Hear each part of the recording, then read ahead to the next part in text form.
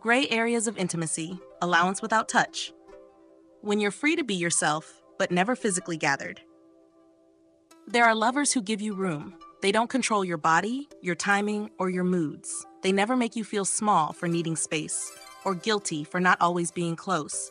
They say, "You don't owe me anything," and they mean it. Their presence is safe, supportive, non-intrusive, but they rarely reach for your hand, rarely pull you in, rarely brush their fingers across your spine just to say, "I see you." You are accepted in every emotional form, but never touched. And over time, the absence of contact becomes a quiet emptiness that no amount of acceptance can fill. At first, it feels refreshing, especially if you've known controlling hands. Their respect for your autonomy feels like a kind of reverence. They never take, never pressure, never impose. You feel like you can breathe. You feel like you belong to yourself. But then weeks go by without being held. You sit shoulder to shoulder on the couch, never brushing. You lie beside them in bed, never intertwined. And something begins to ache, not from being overstepped, but from being unreached. They'll listen to your pain, offer words of comfort, say all the right things, but they don't place a hand on your knee while you cry. Don't wrap themselves around you at the end of a hard day. They'll say, "I'm here for you." And they are, but not here, not with you, not in the way skin understands. You are emotionally heard, but physically untouched. And your body begins to grieve a kind of closeness that words alone can't give. You try to initiate it sometimes, a hand on their chest, a longer than usual hug, a forehead pressed into their shoulder. They let you. They never pull away, but they never pull you in either. They hold you loosely, politely, like they're loving you through glass. And you begin to feel like you're loving alone, like you're the only one reaching across the distance. Sometimes you wonder if it's just not their language. They've said before, "I'm just not that physical," and you've nodded, respected that, honored it. But the part of you that longs to be held, not just understood, that part doesn't stop needing. And when your need for touch goes unanswered long enough, it stops speaking out loud. It curls up inside of you, quiet, tender, starving. They say, "I love you for who you are," and you believe them. But somehow they never show that love through closeness, through gesture, through skin. You feel seen, but not gathered. And over time, being seen without being touched starts to feel like being watched from across the room, admired, but never embraced. Eventually, you stop leaning in, you stop reaching, you stop asking for touch, not because you don't want it, but because you've grown used to its absence. You don't want to feel rejected, or worse, accommodated. Because being tolerated in your tenderness feels lonelier than being told no. And perhaps the most unspoken wound, when someone gives you all the space in the world to be yourself, but never brings their body closer to meet you in it. You are not unloved, but you are untouched. And that difference may not scream, but it lingers. Because love, no matter how respectful, still longs to arrive.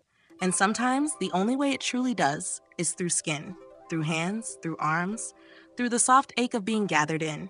She sits beside him at the kitchen table, her legs curled under her, telling him about a moment from her childhood. Her voice drops at the edges, vulnerable in a way it rarely is.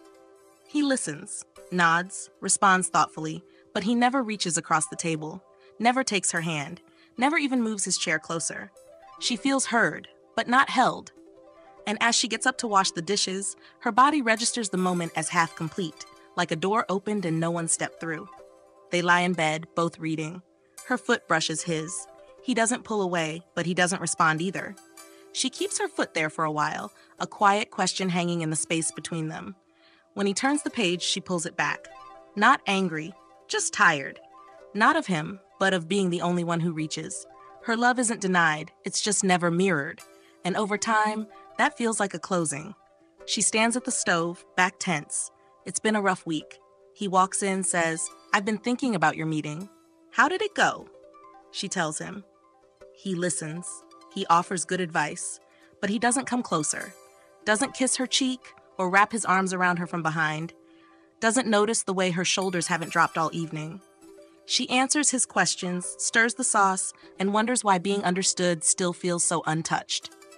They go to a movie, share snacks, laugh in the same moments. But he doesn't reach for her hand in the dark, doesn't lean in, doesn't rest his arm behind her. She watches couples across the aisle lean into each other, and she tells herself it's not a big deal. He's never been overly affectionate in public. But part of her aches anyway, because it wasn't about the movie. It was about being wanted, being pulled close for no reason but because he could. She comes up behind him while he's working, wraps her arms around his middle, rests her face between his shoulder blades. He stiffens slightly, just enough for her to notice. "I'm almost done with this email," he says. She steps back, quietly, doesn't say a word.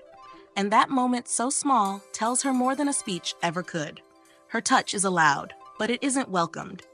And being permitted isn't the same as being wanted. He never forgets the details, remembers her coffee order, her sister's birthday, the way she likes her eggs, but he forgets to place a hand on her back when they walk into rooms together, forgets to kiss her when she's dressed up for him, forgets that knowing her is different than reaching for her. And she starts to feel like a well-loved idea, but not a body, not someone to be pulled into, just someone to be around. She cries one night, not sobbing, just a quiet unraveling. He sits beside her still, says, "I'm here," and he is, but he doesn't hold her, doesn't wrap her in anything. She wants to lean on his chest, but something about his stillness tells her not to. His love is present, but not embodied. And when she finally stops crying, she feels more alone than when she started. Not because he left, but because he never touched the grief with her. He praises her often, tells her she's beautiful, smart, amazing, and she believes him. But his hands rarely say the same. They don't wander to her waist while she's brushing her teeth. Don't slide into hers during a long walk. Don't come find her on the couch and pull her into his lap just because he missed her skin. His words are rich, but her body remains unanswered. And praise without physical presence begins to echo. And perhaps the most quietly devastating truth, when your partner gives you space, peace, affection in form, but never contact, you are not unloved, but your skin is unclaimed. And that ache, that longing to be gathered, grows sharper, not in absence, but in proximity. Because being close to someone who never reaches for you is lonelier than being alone. It's standing inches away from shelter and still getting wet in the rain. And over time, even the most respectful love will leave you starving if it forgets to touch. Gray areas of intimacy, allowance without sensate. When you're free to exist but never fully noticed. There are lovers who give you space to be exactly who you are. They don't interrupt your moods. They don't correct your expressions. They let you come and go emotionally without trying to fix it. They say, "I trust your process," and they mean it. They don't shame your silence or overwhelm your solitude. And at first, it feels like safety. But then you begin to notice, though you're entirely accepted, you're rarely perceived. Your shifts go unregistered. Your expressions go unmirrored. They allow you, but they don't attune to you. And over time, that absence of perception starts to feel like absence altogether. They never criticize you, never question your habits or your energy, but they don't notice when your voice is 2 octaves lower than usual. Don't comment when your eyes are puffy in the morning. Don't pause when you smile with your mouth but not your eyes. You are free to feel, but you are not felt. And that distinction becomes a quiet hunger, especially when you realize how long it's been since someone said, "You seemed off tonight. Want to talk about it?" You dressed differently one day, changed something small, a new ring, a softer color, a quiet signal of something inside you shifting. They say nothing. Not because they don't like it, but because they don't see it. Your external world isn't met with interest. Your subtle signals float by, unnoticed, and you begin to feel like your body, your energy, your expression is something they coexist beside, not something they connect with. You sigh deeply during a shared meal, not out of drama, but wariness. They keep talking about their day, never asking, "Where did you go just now?" You reach for their hand in the middle of a long pause, not for comfort, but to feel joined. They let you take it, but they never squeeze back, never respond with sensation, never offer sensory affirmation that says, "I feel you too." You are allowed to express, but never really echoed. Sometimes you test it. Go quiet on a walk, change your pace, stare out the window too long. You wonder if they'll notice the shift in your breath, the slight retreat in your eyes. They don't.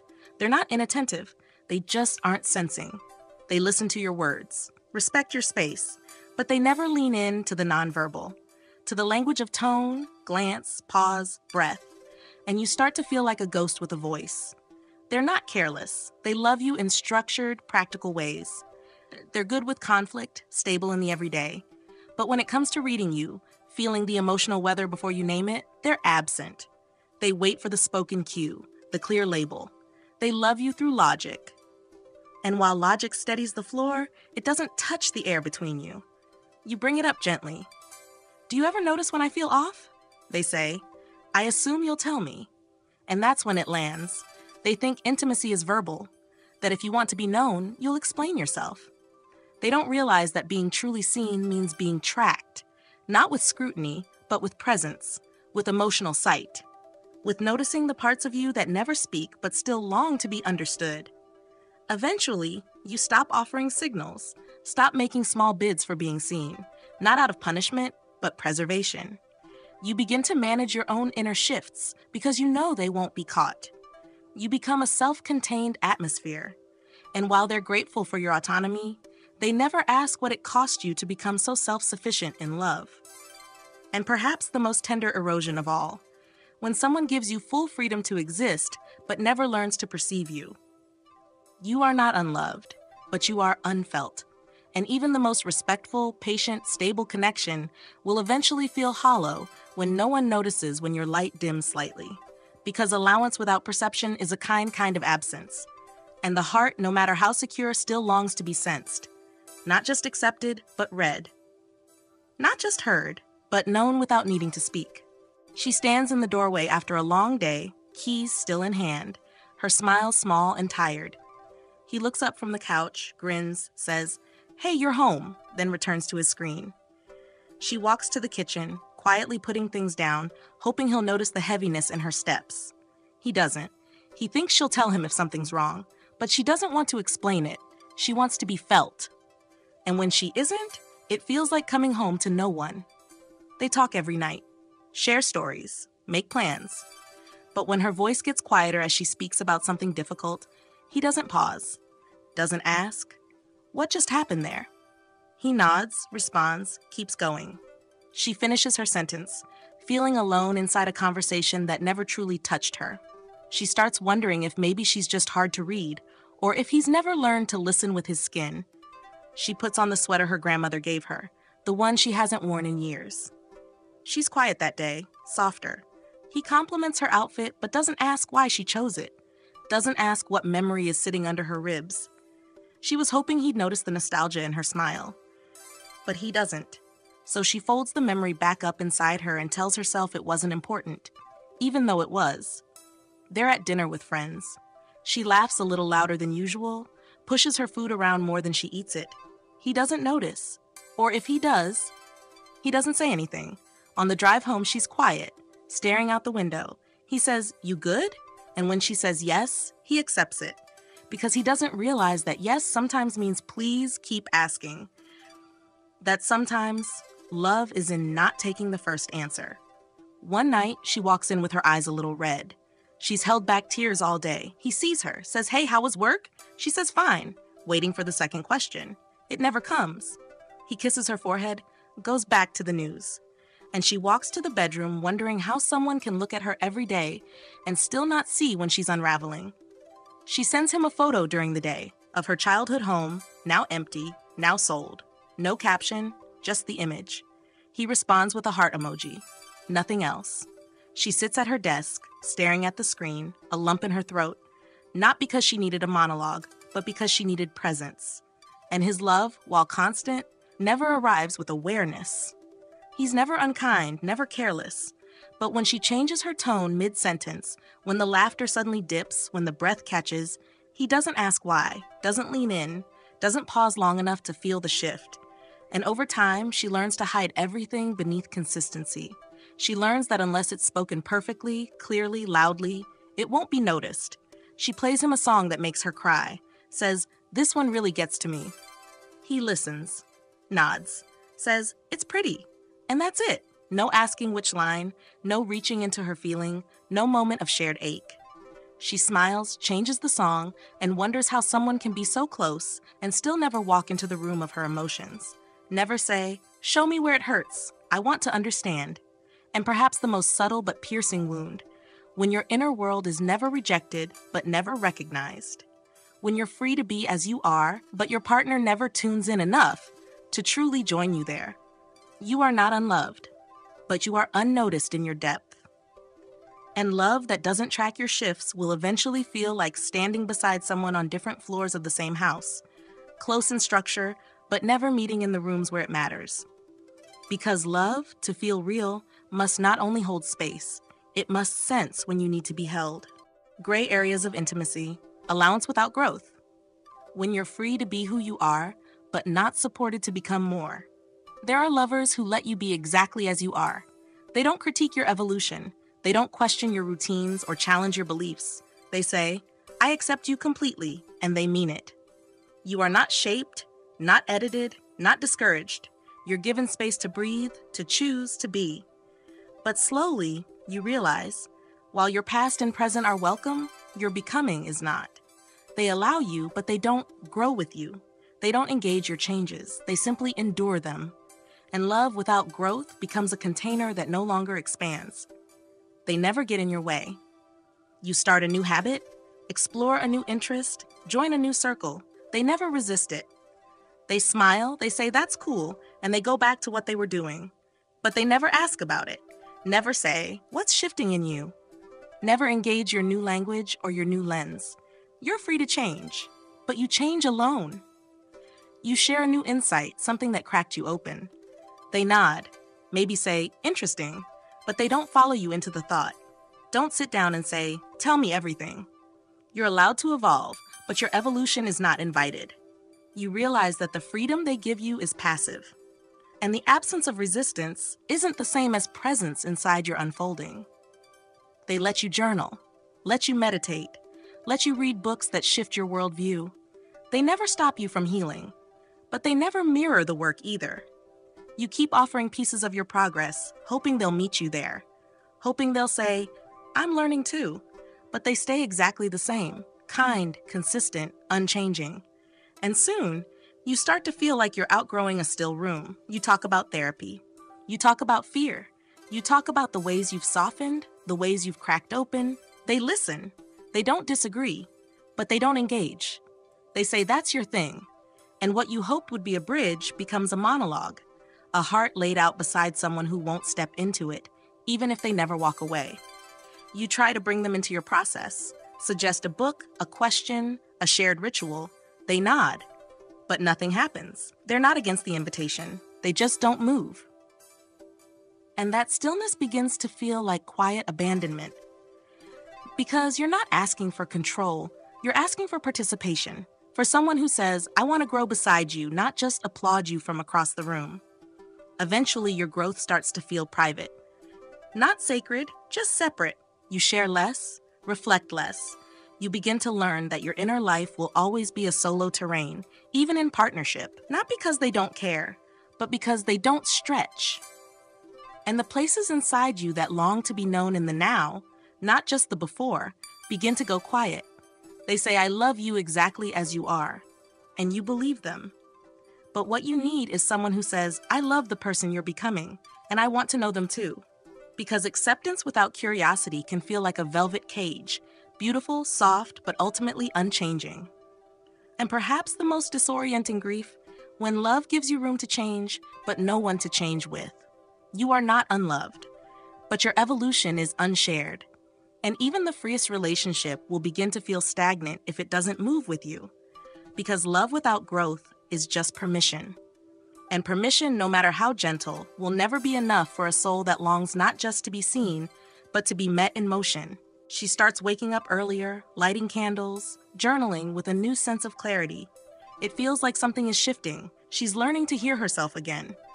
One morning, she tries to tell him about it, about the way silence has started speaking back to her.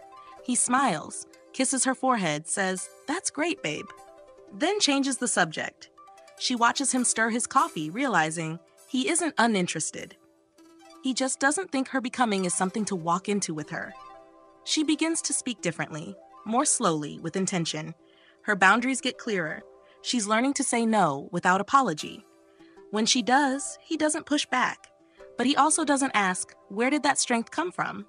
He lets it happen, doesn't challenge it, but doesn't celebrate it either. And so the new muscles she's building form in silence, alone. With no one there to notice they're forming at all.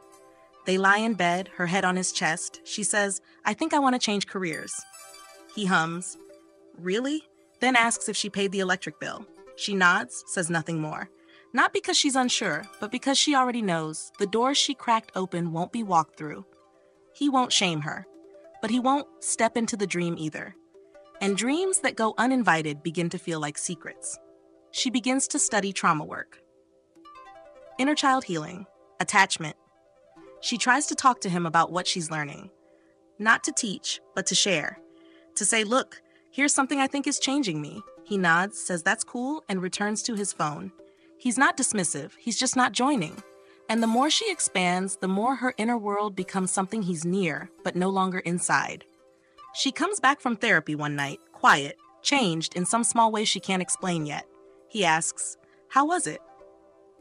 She says, heavy, but important. He nods, says, glad it's helping.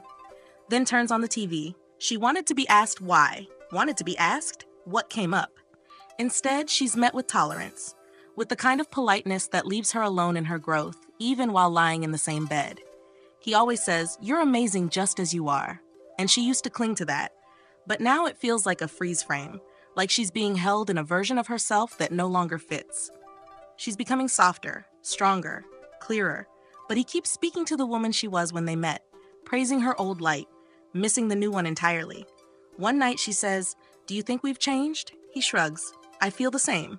And in that sentence, something sharp lands. He hasn't moved, not emotionally, not inwardly. She has, inch by inch, breath by breath, but he's standing in the same spot, waving from a distance, proud, loyal, still.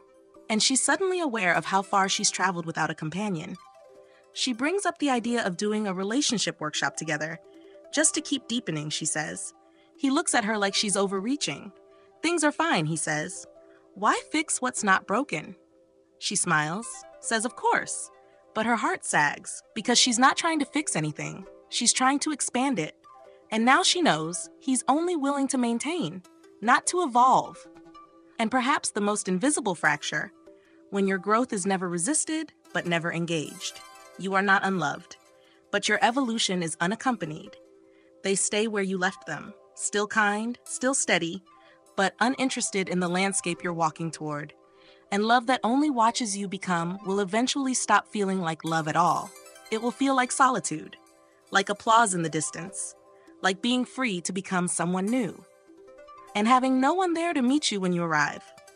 Gray areas of intimacy, allowance without kindness.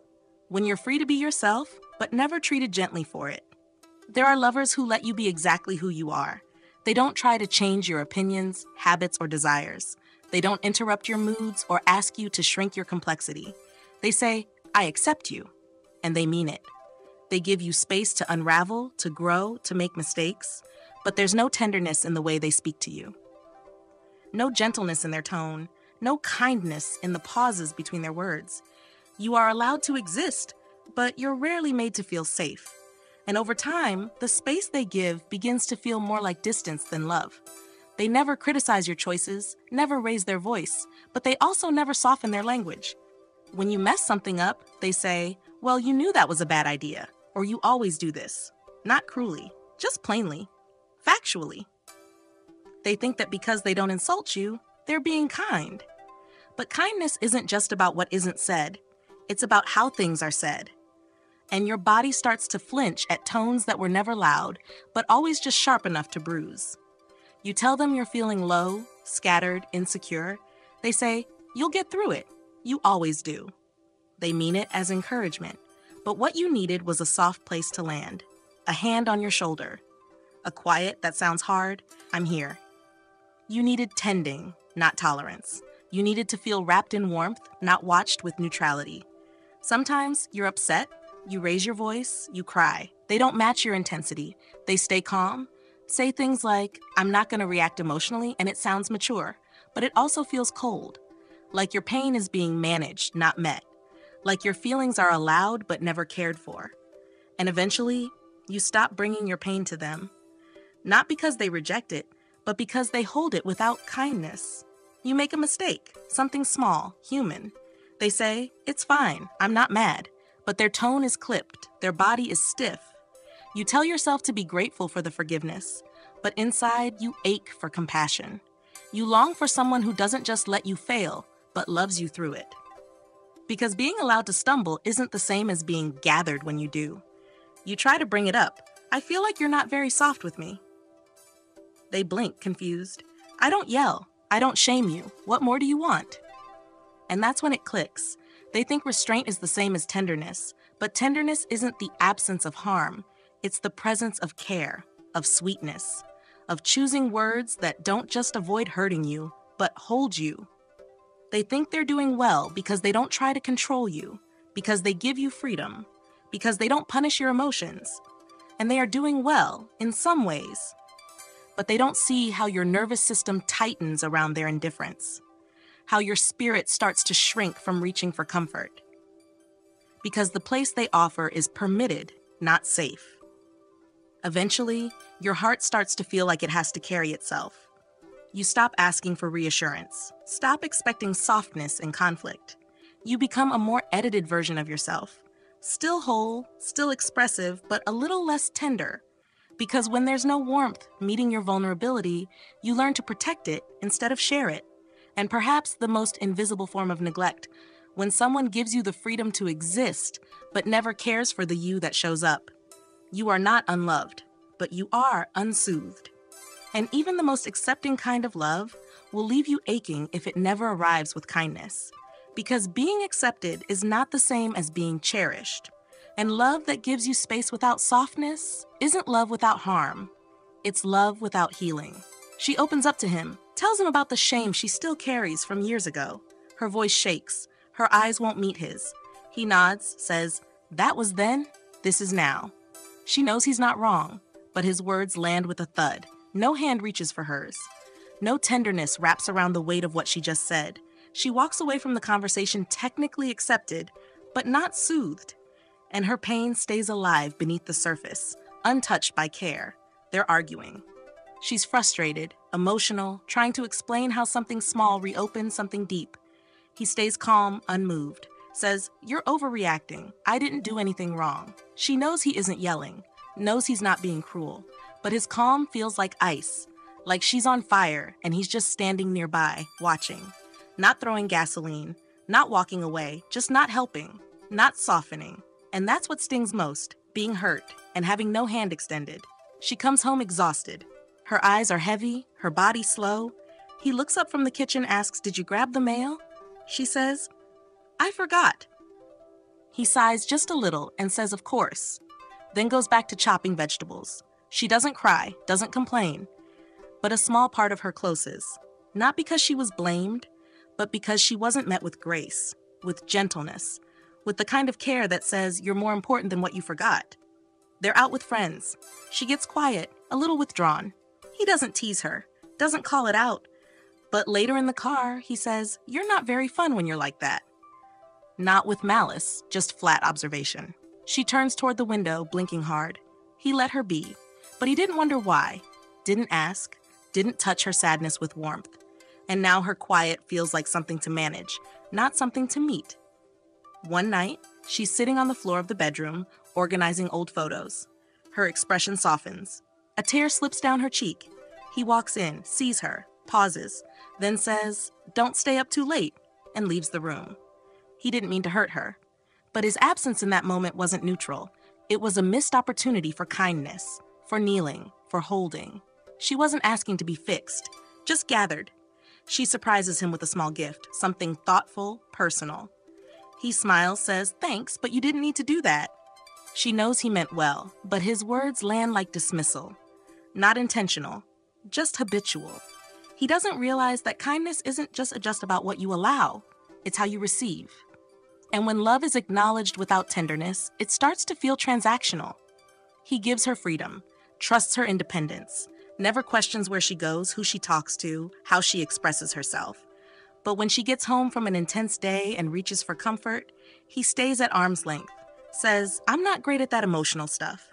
She nods, says she understands, but inside she's quietly grieving a love that respects her, but never reaches for her heart with gentleness. She tries to explain, says, "I don't need you to be different. I just want to feel more kindness in how we talk, in how we are." He shrugs, says, "I thought I was being good by not interfering."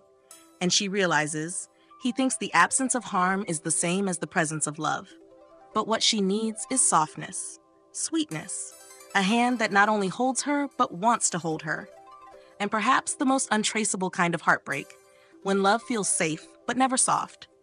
When you're free to be yourself, but never cradled in your humanity. You are not unloved, but you are untended. And over time, even the most accepting space will feel like exile if it never wraps its arms around you. Because love isn't just about what it doesn't take from you. It's about what it gives. And without kindness, freedom begins to feel like standing alone in a quiet room that never hurts you, but also never holds you. Gray areas of intimacy, allowance without activity. When you're free to be in the relationship, but never actually moved with. There are lovers who are endlessly permissive. They don't demand, they don't rush. They let you have your rhythms, your passions, your dreams. They say, "Whatever you need, I support you," and they mean it. You're never burdened by pressure, never boxed in by expectations. But slowly, you begin to realize they aren't doing anything. They're not sabotaging, but they're not showing up either. They allow the relationship to exist, but they don't engage it. And a partnership that never pushes becomes a kind of stillness that slowly starts to ache. You want to plan something special, a weekend away, a shared class, even a simple project around the house. They nod, say sure, whatever you want, but they never initiate, never bring energy, never say, "Let me take care of this part." You're not blocked, but you're not met. The emotional green light is always on, but the car never starts. And eventually your desire to move forward starts to feel like begging someone to stand up. You suggest building something new together. A tradition, a shared ritual, a future plan. They say, "That sounds nice," but nothing happens. No follow-up, no momentum. You're granted space to imagine, but left to do the legwork alone. And love that's only allowed but never lifted starts to feel like carrying your own weight while they applaud from the bleachers. They don't complain. They don't resist. You want to grow, to dream, to connect, and they'll let you. But their love remains inert. You initiate all the conversations, the connection, the deepening. They're not distant, they're available, just not activated. And over time, you begin to feel like the only one breathing life into something that's technically mutual, but practically one-sided. You want to build a life with them, not just exist alongside them. But their presence is passive, reliable, maybe, even warm, but never driven, never generative. You feel like someone living with an open door, but no one on the other side ever walks through. It's not rejection, it's resignation. And resignation, when masked as respect, becomes quiet abandonment. Sometimes they say, "I don't want to force anything," or "I'm just easygoing." You understand. But what you need isn't pressure, it's participation. You need love that moves, that offers, that builds. Instead, you get endless allowance and no action. And eventually you begin to wonder, are we in something real, or am I just being left alone really politely? You start doing less. You pull back. See what they'll do without your initiation. The silence is loud. Nothing changes. And that's when the heartbreak sharpens. Not from being pushed away, but from realizing they're comfortable doing nothing, even as the closeness dissolves. They think that loving you means not standing in your way, but they never ask how to walk beside you. You try to talk about it. You say, "I want to feel like we're creating something together." They say, "But I let you be yourself. Isn't that enough?" And you realize they think presence without participation is love. They don't understand that love is a verb, that showing up means moving, not just being there, that offering nothing isn't always gentle. It's sometimes a kind of erasure. And perhaps the most invisible kind of disconnection, when someone loves you without resistance, but also without engagement. You are not unloved, but you are unpartnered. Their allowance becomes a cushion that eventually feels like a wall. Because love that never moves, even when it never stops you, will leave you feeling like you built a bridge to nowhere. Because intimacy without activity is not peace. It's absence dressed as calm. And no matter how much freedom you're given, your heart will eventually ask, will you meet me here or just watch me stay? She tells him she's craving something new between them, a trip, a shared hobby, a sense of movement. He smiles, says, yeah, that'd be nice, then returns to his scrolling. A week passes, 2. She brings it up again. He says, you're right, we should plan something. But nothing comes. No energy, no steps, no action. And she realizes she's been given permission to dream, but not partnership in making it real. She plans a date night, makes the reservation, sets the tone, picks the wine. He shows up, compliments her, says, I'm glad you thought of this. But she's tired, not from effort, but from always being the engine. He never resists her efforts, but he never initiates any of his own. And she starts to wonder if he loves the life they share, or just loves that she makes it exist. One afternoon, she says, let's redecorate the living room, make it feel more like us. He nods, says, whatever you want, it's your space too. She begins curating ideas, texts him links, shows him palettes.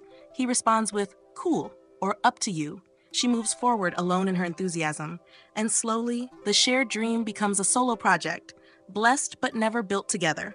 She brings up wanting to go to therapy, not because anything's broken, but because she wants to grow, deepen, sharpen their connection. He says, if you need it, go for it. She says, no, we. He frowns slightly, says, I don't feel like I need it, but if you do. And suddenly, it's not a journey. They're not exploring together. It's her effort, her desire, her path. He's just letting her walk it. She gets vulnerable, says, sometimes I feel like I'm the only one tending this relationship, like I'm watering it alone. He doesn't argue, doesn't gaslight. He just says, I thought you liked taking the lead. And that sentence lodges in her ribs, because she's not asking to be the leader. She's asking for a dance, for movement, for someone to co-create, not just approve. They talk about the future. She starts imagining places to move, ways to expand, shifts they could embrace together.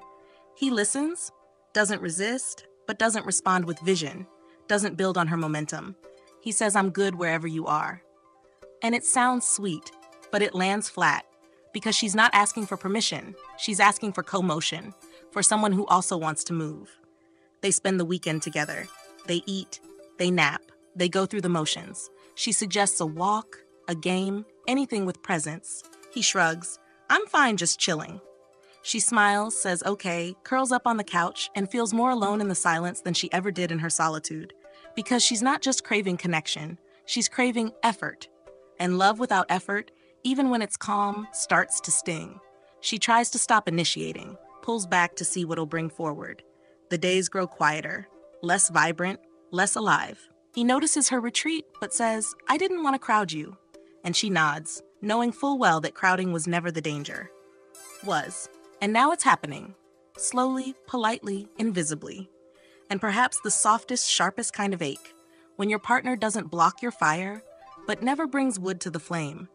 You are not unloved, but you are unjoined in effort. And over time, even the gentlest allowance begins to feel like loneliness. Because love needs more than room to breathe. It needs hands, plans, motion. Because being allowed to love without being moved with is not freedom. It's standing alone in a garden that only you are watering, and wondering how long you'll keep tending something that never grows together. Intimacy, allowance without giving. When you are fully accepted but never actively chosen. There are lovers who are endlessly accepting. They don't try to change you. They honor your space, your moods, your boundaries. They say, be who you are, and they mean it. There's no control, no pressure, no judgment. You are free to exist in your full range. And at first, it feels like liberation. But slowly, you begin to notice, while they allow everything, they offer nothing. They're present, but not participatory. Available, but not offering. And the ache that grows isn't from being rejected, it's from being unmet. At first, it feels like peace. You speak your mind, and they don't push back. You need space, and they give it freely. You change, and they stay. Their love is non-intrusive. It gives you room to breathe.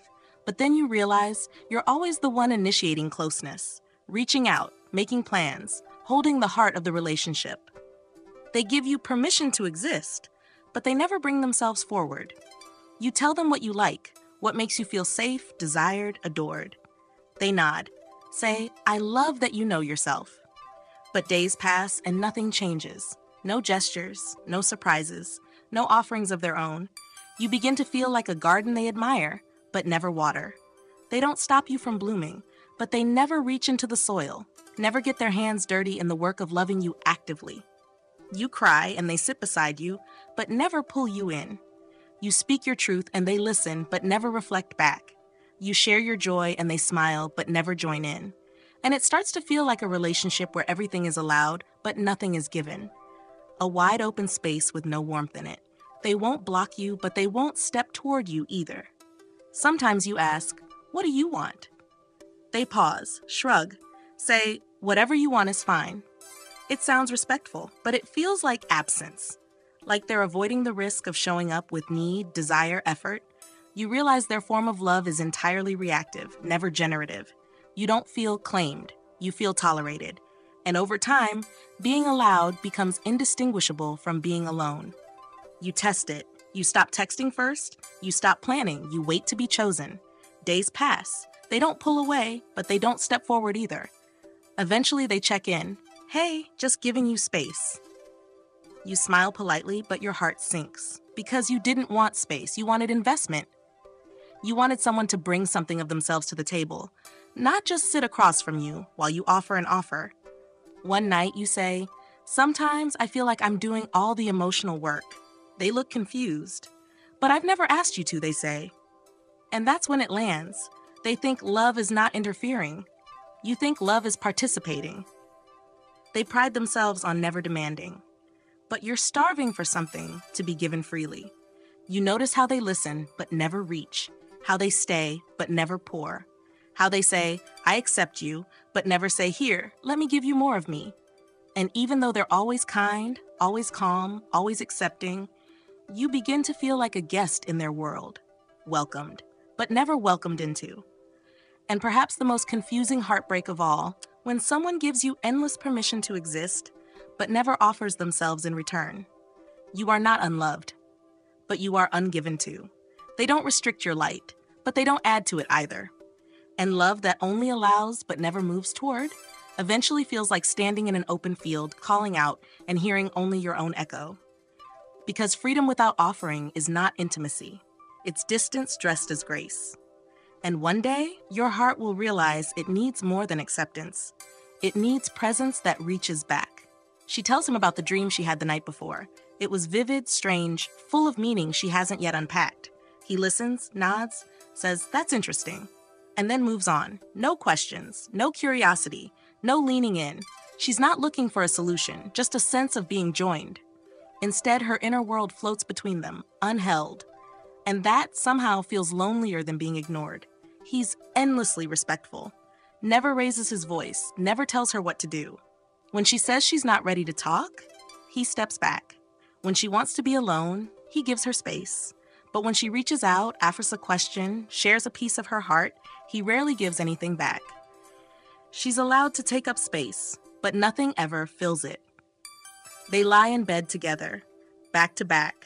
She places her hand lightly on his arm. He doesn't move away, but he doesn't reach for her either. Doesn't hold it. Doesn't respond. She leaves it there a moment, then slowly pulls it back. It's not rejection, it's just nothing. And that nothing is what carves the hollow space where affection should have landed. She shares a playlist with him, songs that map the way she loves, the way she feels. He says, thanks, I'll listen later. She waits. A week passes. He never brings it up again. When she finally asks, did you listen? He shrugs, I forgot. She nods, masking the sting. Because it wasn't just music, it was offering. And when offering disappears into silence, it becomes grief. They go to dinner. She's dressed up, her eyes soft with anticipation. He notices, compliments her. But later, when she reaches across the table to tell him how she's been feeling distant lately, he says, I don't want to get into anything heavy right now. Not unkindly, just dismissively. She pulls back, smiles, orders dessert. But something vital closes. Because being accepted isn't the same as being received.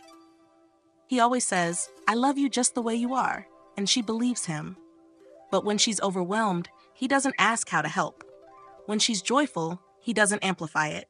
When she's struggling, he offers space instead of support. She begins to feel like a landscape he admires but never touches. There is no pressure, but there's no presence either. One day she stops bringing things, stops initiating, stops handing him her joy, her fears, her questions. Not because she's angry, but because there's no point offering something that always lands in empty hands. He doesn't notice the shift at first, and that's what hurts the most. That her absence felt the same as her giving. That his version of love made no distinction. She mentions wanting more connection. He says, "I thought we were good. I never stop you from being yourself." She says, "That's true, but I don't feel met." He frowns, confused. "I've never tried to change you." And in that moment, she understands. He thinks not controlling her is the same as choosing her. That making space is the same as stepping in.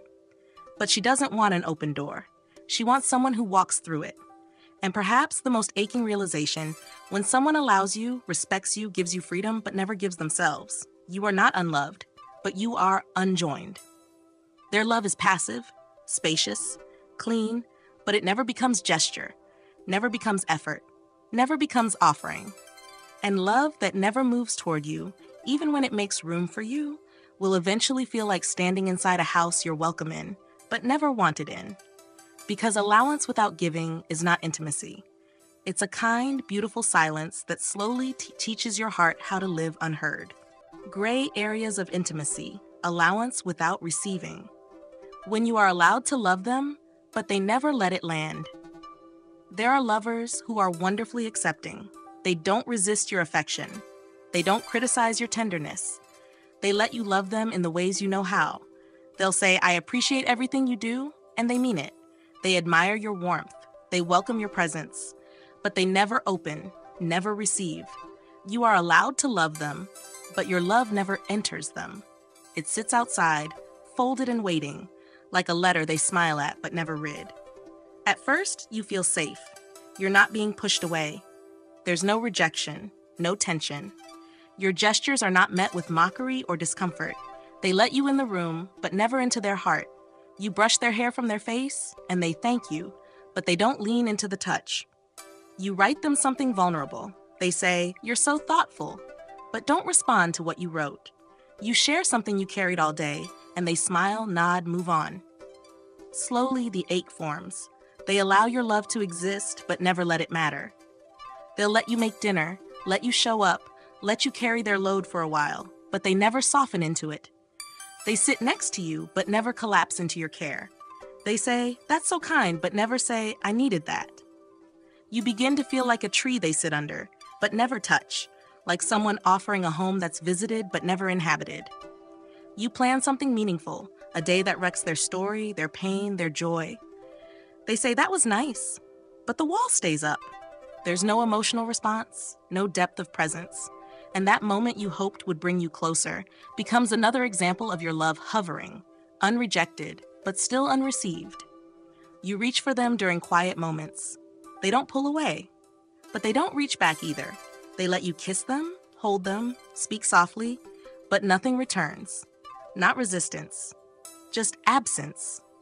And your body begins to learn what your heart is starting to suspect. They will not stop your love, but they will not take it either. Sometimes you try again. Bigger, more thoughtful, more attuned. You believe maybe if you just love better, love louder, love more purely, it will get through. But your gestures disappear like stones dropped into still water, ripples, and then silence. You realize you've been performing intimacy in a one-way mirror. You are visible, but never touched. You bring it up finally. "I don't feel like you let me love you." They say, "I do. I never stop you." And that's when it lands. They think permission is the same as participation. They think staying still while you give is the same as receiving. They don't realize that your love needs more than tolerance. It needs landing places. Eventually, you stop offering. Not out of anger, but depletion. You've poured and nothing came back full. And when they finally ask, "Why don't you do those little things anymore?" you have to explain that love, to be alive, must be received, must be felt, must be taken in, not just stood beside. And perhaps the quietest heartbreak, when your love is never rejected, but never let in. You are not dismissed. You are not criticized. but you are not joined. And that space between allowed and absorbed becomes a void that your devotion can't fill. Because love that floats will eventually fall. And no matter how much light you shine toward someone, it can only warm them if they open the window. She brings him tea without being asked, just the way he likes it. Sets it beside him while he's working. He smiles, says, "Thanks, babe," without looking up. She waits a moment, hoping for a glance, a hand on hers, something that says, "This reached you." Nothing comes. She walks away, quiet, not because she wasn't appreciated, but because she wasn't felt. Her care was allowed to exist, but never invited in. He tells her he's been overwhelmed lately. She listens, asks questions, makes space. Later, she writes him a note, soft, intentional, reminding him that he's not alone. She leaves it on his pillow.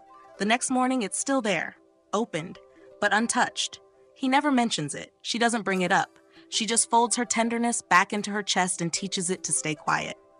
She learns his favorite food, spends the evening cooking. She sets the table with intention, candles, music, care. He eats, says it's great, clears his plate, offers to do the dishes, but never stops to say, "This meant something," never asks how long it took, never reaches for her hand across the table and says, "I feel how much of you is in this." The gesture floats above them like steam from the plates, visible, warm, and gone too fast. He's been having a hard day. She senses it, rests her head on his shoulder and says, "You don't have to talk, I'm just here." He nods, says nothing. After a while, he gets up. She lets him. Later he says, "You're really supportive." And she knows he means it. But it never landed. He never let her touch his ache. He accepted her presence, but never stepped into it. And her love stays hanging in the air, unreceived. She buys him a book that reminded her of him, marks a passage that made her cry. He flips through it, says cool. It sits on his nightstand for weeks, untouched. She says nothing, but something in her cools, not because he ignored her, but because he didn't receive what she offered, didn't step into the doorway she opened, and her desire to share shrinks quietly each time the door stays open but empty. They're on a walk. She reaches for his hand. He lets her take it, but doesn't hold it back, doesn't squeeze, doesn't pull her closer when the breeze hits. She tells herself it's okay. Some people just aren't expressive. But inside, her hand feels like a question he never answered. And her body begins to memorize the difference between being allowed to love and being loved back. She opens up during a long drive, talks about something she's been scared to name. He listens, doesn't interrupt. When she's done, he says, "Thanks for telling me that." And while the words are technically right, they feel transactional. She was giving him a piece of her soul, not a TED Talk. And now that piece feels unheld. She turns to look out the window, wondering if she's just too much, or if he's just too closed. She asks him one night, "What does it feel like when I love you?" He pauses. "I don't know," he says. "I'm not great at stuff like that." She nods softly, turns off the lamp, lays down beside him. But her heart stays awake, burning with the weight of knowing she has loved him every way she knows how, and he still doesn't feel it. And perhaps the most tender kind of sorrow, when your love is treated gently, but never entered. When your presence is welcomed, but never rested in. You are not pushed away, but you are never fully invited inside. And over time, even the most generous love begins to ask, what's the point of offering warmth to someone who won't step into the fire? Because love can survive silence, even distance, but it cannot survive when it has nowhere to land.